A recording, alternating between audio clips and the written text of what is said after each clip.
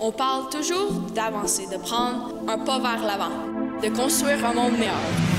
Ça commence toujours avec la jeunesse. La jeunesse doit faire un changement.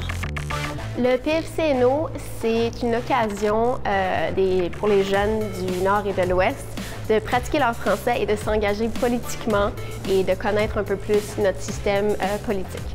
Cette année, je suis vice-première ministre, donc j'ai bien aidé à organiser le PFCNO. J'étais sur le cabinet.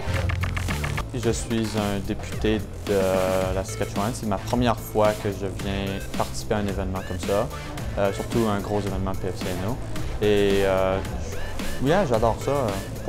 C'est probablement juste la deuxième journée, mais...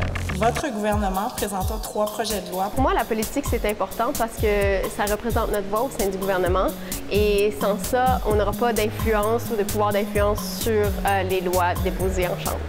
Pour moi, les simulations parlementaires m'ont vraiment amené un intérêt plus profond dans les politiques, surtout provinciales et régionales. Puis il y a beaucoup de nos participants qui finissent par étudier en sciences politiques puis à travailler pour des ministres et des sénateurs même.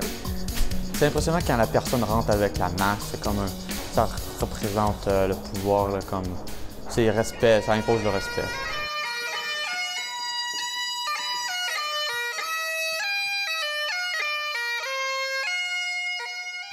Vous êtes ici aujourd'hui dans les fonctions de parlementaire au nom de votre province et territoire parce que vous êtes porteur de changement. Alors, la première fois qu'on voit tous ces règlements-là, oui, on se sent toujours un tout petit peu intimidé. Affirmer que ce projet de loi a comme but de réduire le taux de pollution au pays, les voitures seraient illégaux, c'est la faute du citoyen. Tout ça en ma faveur de la motion, veuillez bien dire oui. Oui! Alors, moi, je représente une région de plus de 120 000 habitants qui est basée sur le pétrole. Alors, voulez-vous vraiment une guerre civile? Des fois, c'est un peu rigolo ou farfelu. À 12h45, aujourd'hui même, notre cher, honorable président s'est fait kidnapper. Étant donné ces circonstances, le gouvernement n'a aucun choix autre que d'instituer la loi martiale.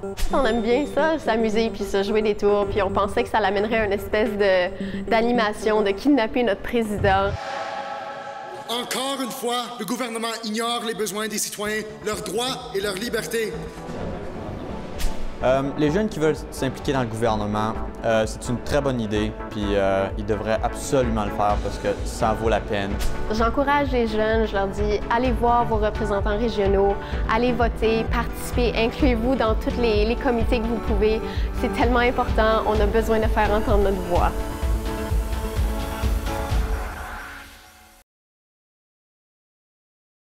Hey, salut! On a plein d'épisodes et de vidéos à te faire découvrir. Abonne-toi à la chaîne On y va pour ne rien manquer.